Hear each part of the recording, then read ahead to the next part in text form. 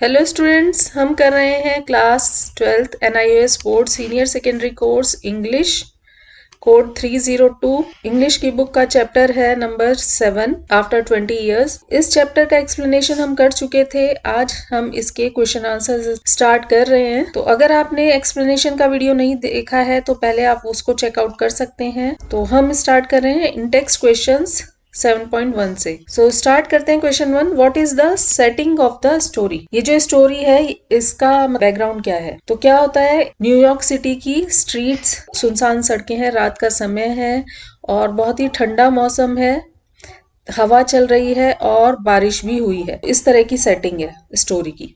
सो answer है अ deserted night time streets of New York city in cold windy wait weather. तो starting में आप add कर सकते हैं क्वेश्चन में से the setting of the story is के बाद आपने यहां से लेना है अ deserted night time streets of New York city in cold windy wait weather. What does beat mean in the story? तो यहाँ पर बीट का क्या मीनिंग है? ऑप्शंस दिए हैं जिसमें से आपको सिलेक्ट करना है। फर्स्ट ऑप्शन है tired and ready to drop the territory that a police officer is assigned to patrol, sound or express especially by a drum beat, strike directly against forcefully and repeatedly।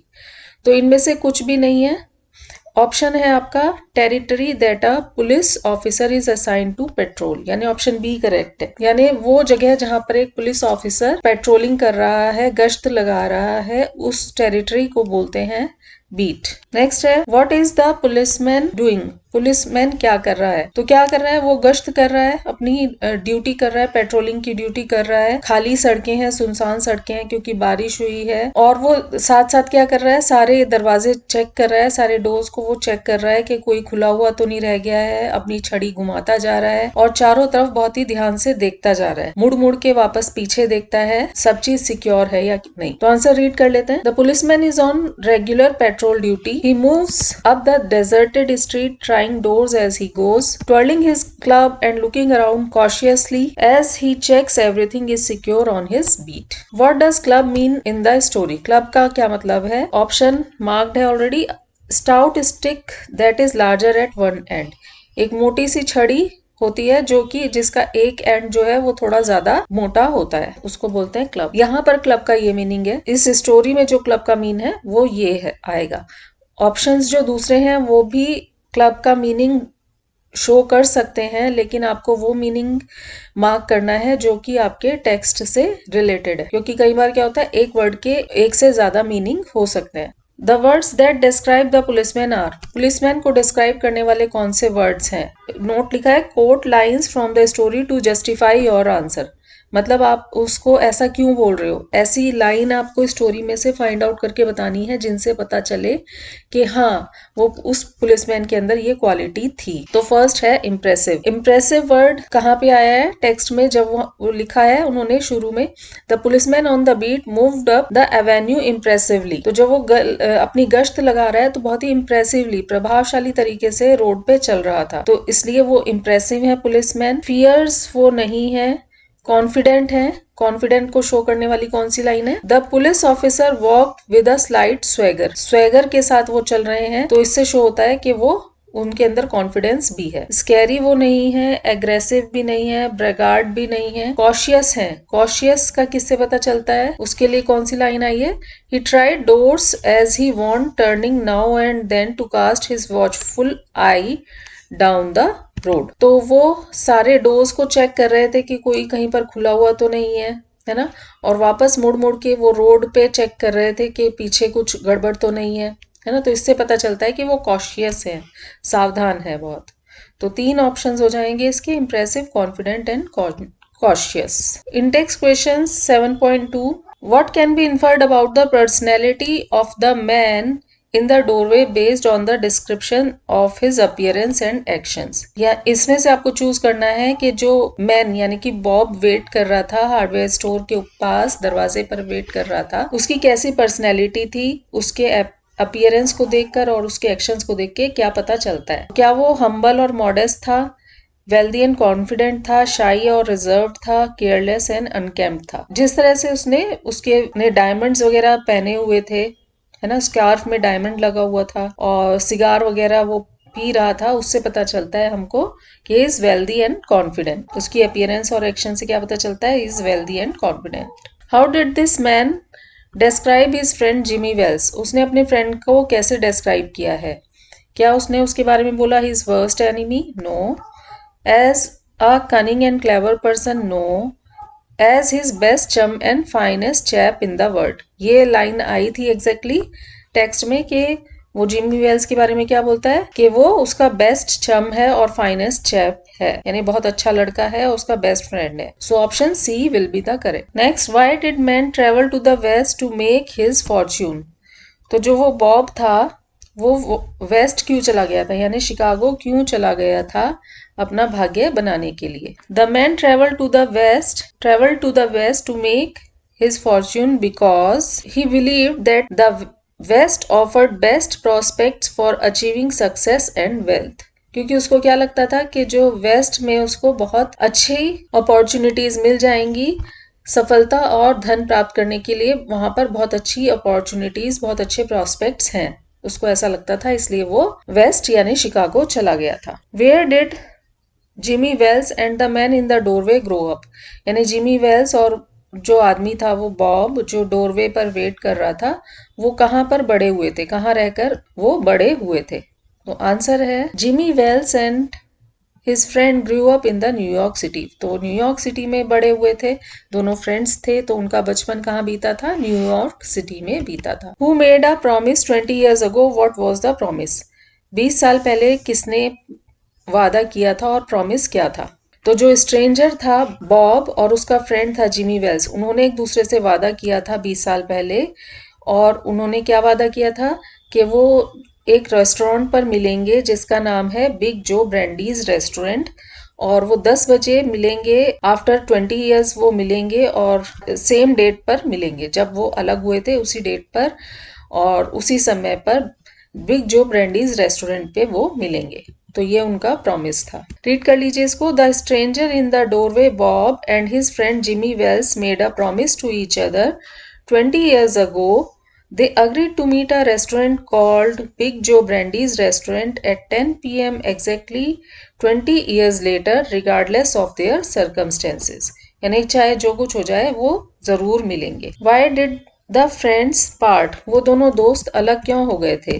So answer है The friends parted when they decided to go their different ways to make their fortunes. The man in the doorway went west to make his fortune. Jimmy on the other hand decided to stay in the New York. तो वो दोनों friends क्यों अलग हुए थे? क्योंकि उन्होंने ये डिसाइड किया था कि वो अपना भाग्य बनाएंगे अलग अलग तरह से, उनके रास्ते अलग थे। तो जो डोरवे पर वेट कर रहा था, हार्डवेयर स्टोर के दरवाजे पर जो वेट कर रहा था यानी कि बॉब, उसने ये तय किया कि वो वेस्ट जाएगा, शिकागो जाएगा, वहां जाके अपना भाग्य बनाएगा, और जबकि जिमी जो था उसने डिसाइड किया कि वो न्यूयॉर्क में ही रहकर काम करेगा। सो ये था सेक्शन इंडेक्स क्वेश्चन 7.2। चलते हैं 7.3 पर। इसका फर्स्ट क्वेश्चन है how did man make his Fortune, यानी कि जो मैन बॉब था जो वेट कर रहा था उसने अपना भाग्य कैसे बनाया? सो इसका आंसर है the man had gone to the west to make his fortune, he has lived by his wits and has done well. तो वो अपना भाग्य बनाने के लिए वेस्ट चला गया था और वहां पे उसने बहुत अपना दिमाग लगाया, वहां रहकर उसने अपना बहुत दिमाग लगाया, बहुत अच्छा काम किया। सेकेंड है why the man confident that Jimmy will keep his promise, तो उसको इतना विश्वास क्यों था कि जिमी अपना प्रॉमिस जरूर पूरा करेगा, मतलब जो मिलने का उन्होंने वादा किया था तो वो जरूर आएगा। तो यहां से आप शुरू कीजिए। The man was confident that Jimmy will keep his promise because Jimmy was always the truest and staunchest old chap, यानी कि उसको ये पता था कि जो जिमी है वो हमेशा सच बोलने वाला और भरोसे का फ्रेंड है, भरोसे वाला लड़का है, तो इसलिए उसको लगता था कि वो जरूर आएगा। नेक्स्ट है what does the man think of his friend Jimmy Wells, वो आदमी यानी कि बॉब अपने फ्रेंड के बारे में क्या सोचता था? सो आंसर है the man thinks Jimmy was most loyal of friends and will turn up for meeting, at the same time he feels Jimmy remains a plodder and has stayed on his own familiar atmosphere. तो उसको लगता था कि Jimmy बहुत ही loyal है बहुत ही वफादार friend है और वो मीटिंग के लिए जो उन्होंने 20 साल पहले डिसाइड किया था मिलने का, उसके लिए वो जरूर आएगा। और साथ ही उसको ऐसा भी लगता था कि जिमी एक प्लॉडर है, यानी कि बहुत मेहनती है, मतलब धीरे धीरे अपना काम करता रहता है, भले ही उसमें उसको मजा आ रहा हो या ना आ रहा हो अपने काम में, लेकिन वो धीरे धीरे अपने काम में लगा रहता है और उसको अपने फैमिलियर एटमॉस्फेयर में रहना पसंद है, यानी कि वो अपनी जगह छोड़कर कहीं और नहीं जाना चाहता। तो ऐसा वो सोचता था उसके बारे में। What does the man show to indicate he has done well out west, मतलब कि उसने वेस्ट में जाके अच्छा पैसा बनाया है, अच्छा किया है, इसका पता किस बात से चलता है। तो उसने अपनी घड़ी निकाली थी, यहाँ से आप लिख सकते हैं the man shows to indicate he has done well out west, या the man shows a handsome watch set with small diamonds, यानी कि वो अपनी एक घड़ी निकाल के दिखाता है, अपनी घड़ी निकालता है जिसमें कि डायमंड्स जड़े हुए थे। तो इससे पता चलता है it indicates he has done well out west. इसके बाद आप ये वाली लाइन ऐड कर सकते हैं, it indicates he has done well out in west. Next, how long did the man plan to wait for his friend, why do you think the police officer asked him the question. तो वो जो policeman है वो पूछता है उस wait करते हुए आदमी से, यानी बॉब से पूछता है कि आप कितनी देर तक अपने फ्रेंड का वेट करोगे, और उसने ये क्वेश्चन क्यों पूछा होगा। तो आंसर है, बॉब कहता है कि I will wait for my friend for another half an hour, कि मैं आधे घंटे और वेट करूंगा। तो पुलिस ऑफिसर ने उससे ये क्वेश्चन इसीलिए पूछा था क्योंकि वो उसको गिरफ्तार करना चाहता था, लेकिन उसने गिरफ्तार उसको नहीं कर पाया, और वो किसी और पुलिस ऑफिसर को भेजता है उसको गिरफ्तार करने के लिए।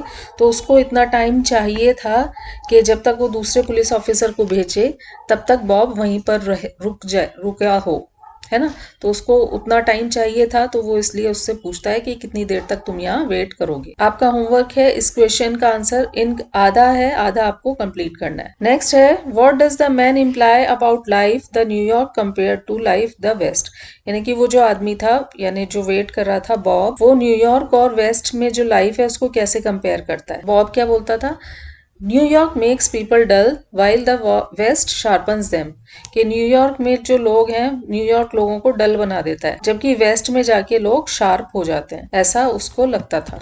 नेक्स्ट है section 7.4, how does the weather change as story progress, यानी कि जब स्टोरी आगे बढ़ती है तो वेदर कैसे चेंज हो जाता है।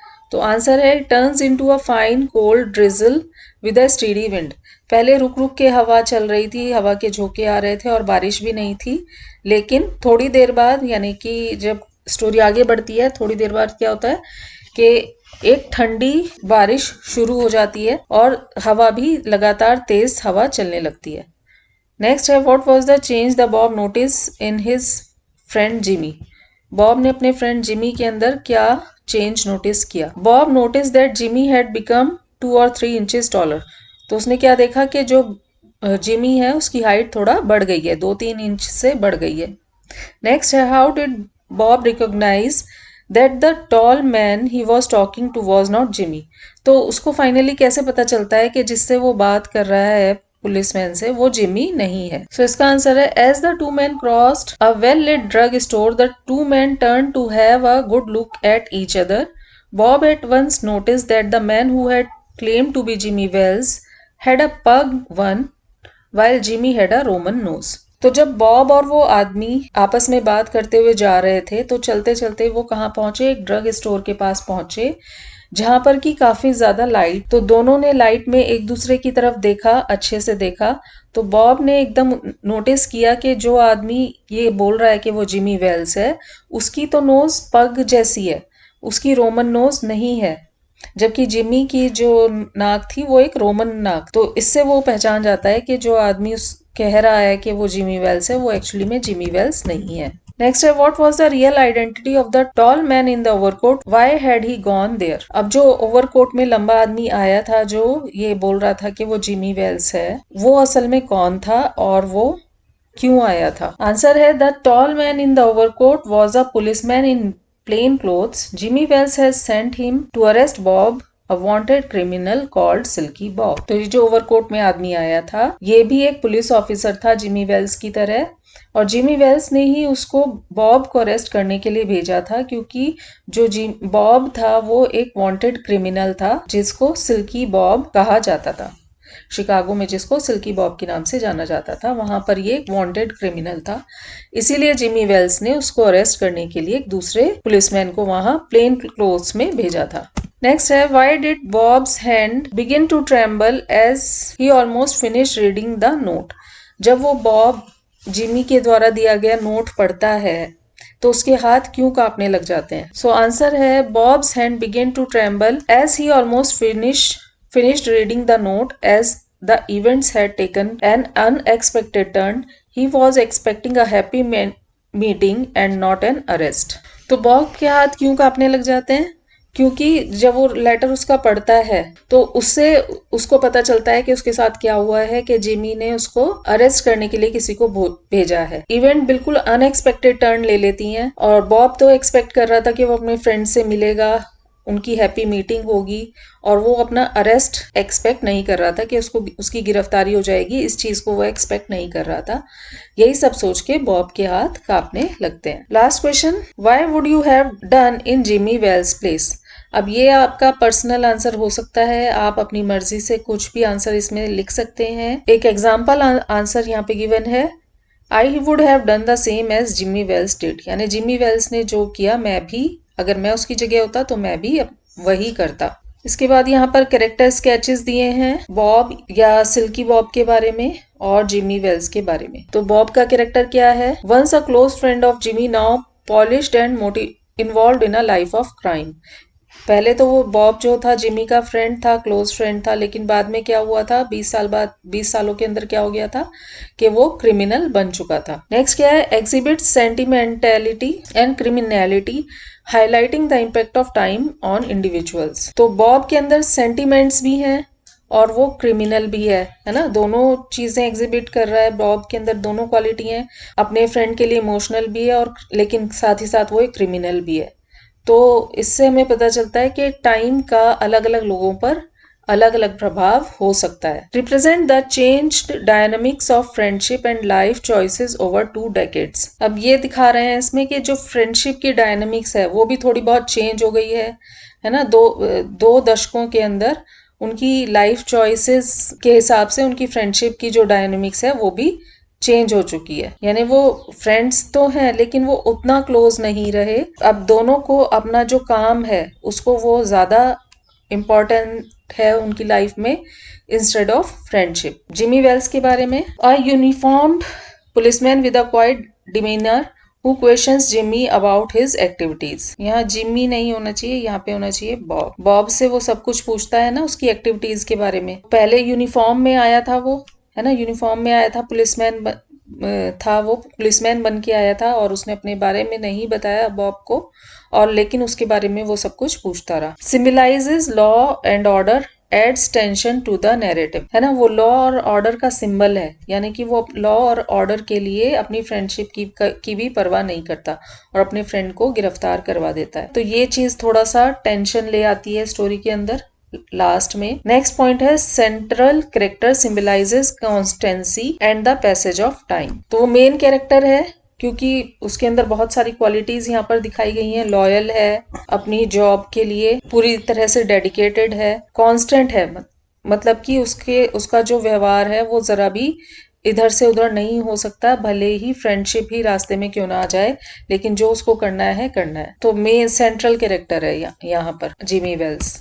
यहाँ पर राइटर के बारे में कुछ लिखा हुआ है, ये आप पढ़ सकते हैं।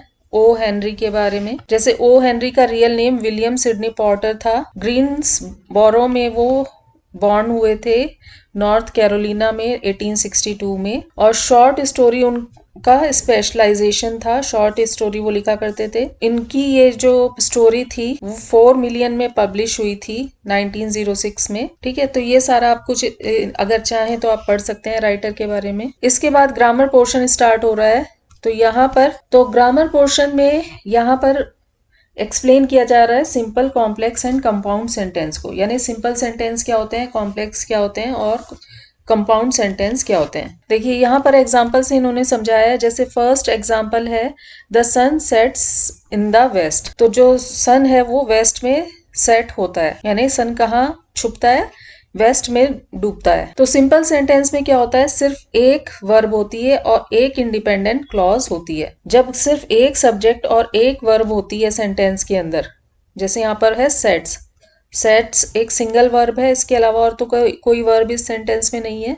तो ऐसा जब सेंटेंस होता है जिसमें केवल एक इंडिपेंडेंट क्लॉज होती है या फिर मेन क्लॉज होती है, उसको हम सिंपल सेंटेंस बोलते हैं, है ना। नेक्स्ट एग्जांपल से आपको समझ आएगा। Everyone knows that sun sets in the west. अब इसमें दो वर्ब हैं और दो क्लॉज हैं। एवरीवन नोज एक क्लॉज है, the sun sets in the west दूसरी क्लॉज है, जिसको दैट से कंबाइन किया गया, यानी इसमें दो मेन वर्ब हैं, नोज एंड सेट्स, एंड दो सब्जेक्ट हैं, सन एंड एवरीवन। तो इस तरह के जो सेंटेंस हैं ये हो जाता है आपका जिसमें कि एक डिपेंडेंट क्लॉज है, एक इंडिपेंडेंट। इंडिपेंडेंट तो हो गई the sun sets in the west, और डिपेंडेंट क्लॉज हो गई एवरीवन नोज, क्योंकि एवरीवन नोज कोई कंप्लीट सेंटेंस नहीं हुआ, यानी हर किसी को क्या पता है ये भी हमें बताना पड़ेगा। तो इस तरह के जो सेंटेंस होते हैं वो होते हैं कॉम्प्लेक्स सेंटेंस, जिसमें एक डिपेंडेंट क्लॉज होती है। नेक्स्ट एग्जांपल भी देखते हैं। The sun rises in the east and sets in the west. अब ये जो एग्जांपल है देखिए, इसमें भी दो वर्ब्स आ गई, राइजेज एंड सेट्स, है ना। तो इसमें दो इंडिपेंडेंट क्लॉज हैं, यानी sun rises in the east ये भी अपने आप में कंप्लीट है, and sun sets in the west ये भी अपने आप में कंप्लीट है। तो दोनों को एंड से ज्वाइन किया जा रहा है। इस तरह के सेंटेंसेस को हम बोलते हैं कंपाउंड सेंटेंसेस। तो तीन तरह के सेंटेंसेस होते हैं। अब यहाँ पे और एग्जांपल्स दिए हुए हैं सिंपल सेंटेंसेस के, इनको आप रीड कर सकते हैं। The cat mews loudly, simple एक वर्ब है तो सिंपल सेंटेंस है। Next, the little boy is too short to reach the branches of the tree. ये इतना लंबा सेंटेंस है तो आपको लग रहा होगा कि शायद ये सिंपल सेंटेंस तो नहीं हो सकता, कंपाउंड होगा या कॉम्प्लेक्स होगा। बट यहाँ पर देखिए वर्ब केवल एक है, is. The little boy is top too short to reach the branches of the tree. Verb केवल एक ही आई है, यानी लड़का बहुत छोटा है पेड़ की शाखाओं तक पहुंचने के लिए, है ना। पेड़ की शाखाओं को पकड़ने के लिए, पेड़ की डालियों को पकड़ने के लिए बहुत छोटा है, तो इसलिए केवल एक वर्ब है, केवल एक ही आपका सब्जेक्ट है लिटिल बॉय, तो ये सिंपल सेंटेंस है। नेक्स्ट है the girl is writing a letter inviting her friend to her birthday party. ये भी सिंपल है, सिर्फ एक वर्ब है, इज राइटिंग कंप्लीट वर्ब है एक। तो लड़की अपनी फ्रेंड को इनवाइट करने के लिए, अपनी बर्थडे पार्टी में अपनी फ्रेंड को इनवाइट करने के लिए लेटर लिख रही है, सिंपल सेंटेंस है। नेक्स्ट है एग्जांपल जो हमने ऊपर पढ़ा, everyone knows that sun sets in the west. तो इसमें दो क्लॉज होंगी, दो वर्ब हैं, दो सब्जेक्ट्स हैं और एक डिपेंडेंट क्लॉज है, एक इंडिपेंडेंट क्लॉज है। इस तरह की सेंटेंस को हम बोलते हैं कॉम्प्लेक्स सेंटेंस। तो देखिए इसमें डिपेंडेंट क्लॉज पहले आता है, इंडिपेंडेंट बाद में आ रहा है। अगर आप इंडिपेंडेंट क्लॉज को पहले ले जाएंगे तो आप कॉमा यूज करके भी लिख सकते हैं। एग्जाम्पल देख लीजिए, after the game we went for a movie, यानी गेम खत्म होने के बाद हम मूवी के लिए गए। नेक्स्ट है because it was sunny we decided to have a picnic. क्योंकि धूप थी तो हमने पिकनिक पर जाने का डिसाइड किया। While I was studying for my exams, which were approaching rapidly, my younger sister was playing in the backyard. मैं अपनी एग्जाम्स के लिए पढ़ाई कर रही थी क्योंकि एग्जाम आने वाले थे, जबकि मेरी जो छोटी बहन है वो बैकयार्ड में खेल रही थी। तो ये थे सारे कॉम्प्लेक्स सेंटेंसेस के एग्जाम्पल्स। देखिए इसमें कॉम्प्लेक्स सेंटेंसेस में दो क्लॉजेस को ज्वाइन करने के लिए जिन वर्ड्स का यूज किया गया है वो आप नोटिस कर सकते हैं। जैसे यहाँ पर वाइल से ज्वाइन हो रहे हैं सेंटेंसेस, यहाँ बिकॉज से ज्वाइन हो रहा है और यहाँ पर आफ्टर से। तो इस तरह के वर्ड्स यूज किए जाते हैं कॉम्प्लेक्स सेंटेंसेस में दो क्लॉजेस को ज्वाइन करने के लिए, ये आपको याद रखना है। थर्ड एग्जाम्पल था हमारा कंपाउंड सेंटेंस वाला, the sun rises in the east and sets in the west. ठीक है, इसमें कोई डिपेंडेंट क्लॉज नहीं होती है, दोनों ही इंडिपेंडेंट क्लॉज होती हैं जब हम इनको दो सेंटेंसेस को ज्वाइन करते हैं, तो उससे हम कंपाउंड सेंटेंस बनाते हैं। और इसमें ज्वाइनिंग के लिए हम जिन वर्ड्स का यूज करते हैं वो आप नोटिस कर सकते हैं, जैसे and, but, or, not, for, so, yet. इस तरह के वर्ड्स का हम यूज करके दो इंडिपेंडेंट क्लॉजेस को ज्वाइन करते हैं कंपाउंड सेंटेंस बनाने के लिए। इसका एग्जाम्पल आप नोटिस कर सकते हैं, I like coffee but my friend prefers T. ठीक है, तो बट आ गया, बट को देखते ही आपने समझ जाना है कि कंपाउंड सेंटेंस है। मुझे कॉफी पसंद है लेकिन मेरी फ्रेंड को चाय पसंद है। It's raining so I will stay indoors. So आ गया। ये वर्ड्स आपने याद रखने हैं कि देखते ही आप समझ जाएंगे कि ये कंपाउंड है। सो आ गया, बट आ गया, ये आपको बहुत अच्छे से कर लीजिए, बार बार रीड कीजिए ताकि आपको कंपाउंड सेंटेंस आइडेंटिफाई करने के में कोई भी प्रॉब्लम ना हो। And, but, or, nor, for, so, yet. And, but, or, not, for, so, yet. So it's raining so I will stay indoors. बारिश हो रही थी इसलिए मैं अंदर ही रहूंगी। I enjoy hiking in mountains, my sister prefers relaxing on beach, and our parents love exploring historical cities.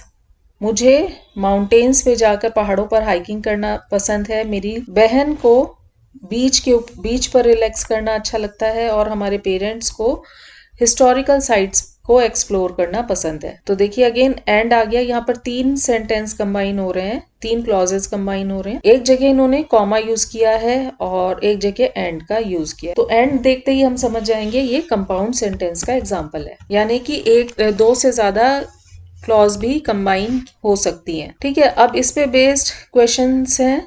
In text question 7.5, इसमें जस्ट आपको आइडेंटिफाई करना है कि जो सेंटेंस है इसकी टाइप क्या है, सिंपल, कॉम्प्लेक्स और कंपाउंड। तो जस्ट रीड करते हैं इनको। फर्स्ट है, the policeman completed his rounds and confidently check the locks of every door.